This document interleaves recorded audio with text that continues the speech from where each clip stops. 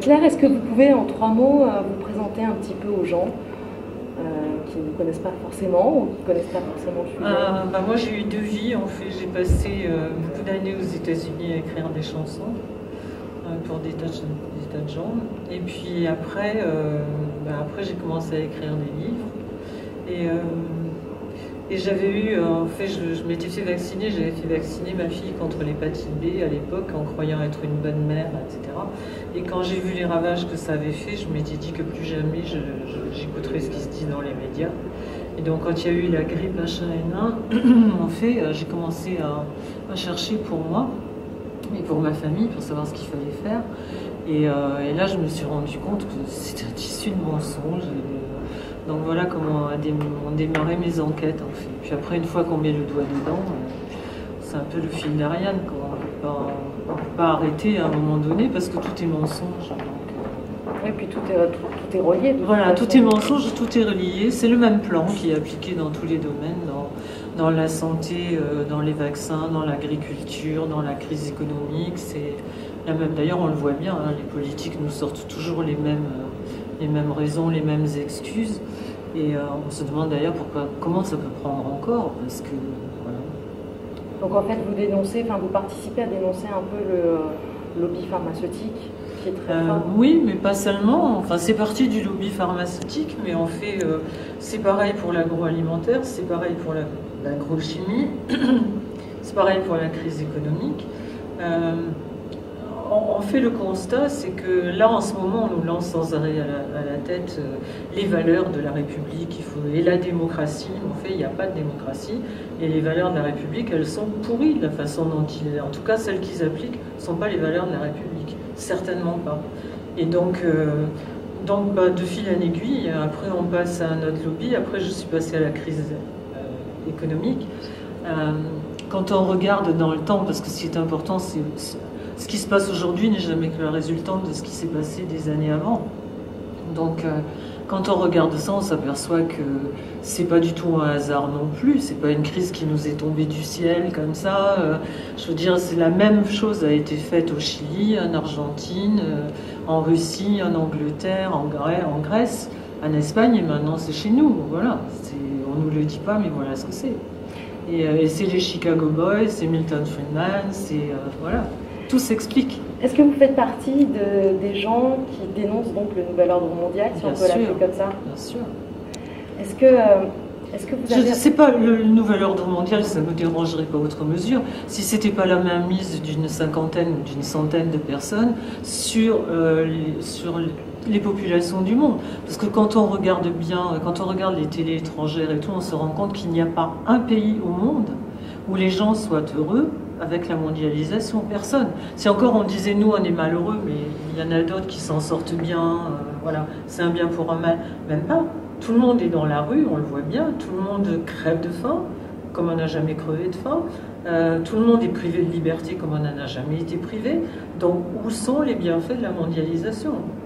Justement, vous abordez le thème de la liberté. Est-ce qu'au cours de tout ce que vous faites, de vos travaux actuels, vous avez été confronté à des embûches, à des problèmes? Est-ce qu'on a tenté justement de vous censurer? J'aime pas trop parler de ça, mais la censure, on le voit bien, la censure, elle est constante. Alors ça va d'un petit problème sur votre ordinateur, à des mails qui n'arrivent pas, des tas d'autres problèmes, mais je ne sais pas si vous êtes nouveau dans la dissidence, mais vous allez voir, vous n'allez pas tarder à vous en rendre compte. Si vous ne l'avez pas, si ça vous est pas déjà arrivé.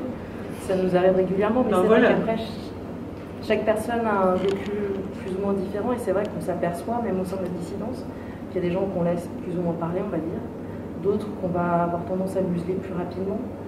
Donc c'est vrai que c'est aussi important d'expliquer aux gens que la parole est un droit, c'est aussi un devoir. Oui, mais je ne sais pas si... Oui, ça oui. Mais je veux dire, je crois que les gens sont déjà morts de trouille, premièrement. Et deuxièmement, ils ont peur de ne pas obéir. Et moi, je le vois dans les conférences que je fais, et les gens qui viennent me voir à la sortie sont morts de trouille. C'est-à-dire qu'ils n'osent pas aller contre l'ordre établi, on leur dit qu'il faut faire comme ça, et pour eux, penser tout seul. Il n'y a rien de pire que de demander à quelqu'un prends ta décision tout seul. Moi, on vient me voir, on me dit mais qu'est-ce que je fais? J'ai ma fille qui est comme ça, mon fils qui est comme ça, qu'est-ce que je fais? Et je leur dis, je dénonce les gens qui vous enlèvent votre liberté de penser, c'est pas pour être un gourou. Donc la première des choses que vous devez faire, c'est vous informer. Je ne vous demande pas de me croire, regardez les preuves, informez-vous et après prenez votre décision. Bon, on s'aperçoit que la chose qui fait le plus peur en ce moment aux Français, c'est de décider quelque chose tout seul. Et donc à partir de là, comme ils sont déjà morts de trouille, je ne pense pas que ce soit notre rôle à nous qui avons choisi d'informer et qui avons choisi de nous battre. C'est pas notre rôle d'aller dire aux gens, vous savez, c'est des gros méchants, ils nous font du mal, et ils sont pas gentils avec... Non, ils n'ont pas à le savoir, c'est comme un magicien qui fait ses tours, il n'a pas besoin, s'il dit combien d'heures il a travaillé derrière, ça enlève la magie. Et donc nous on l'a choisi. Donc il n'y a pas de raison on ne va pas en plus raconter aux gens qu'elles sont en misère. Ils en ont déjà tellement eux qu'ils n'arrivent pas à résoudre. Et on en a déjà tellement, tous, qu'on n'arrive pas à résoudre. Donc voilà.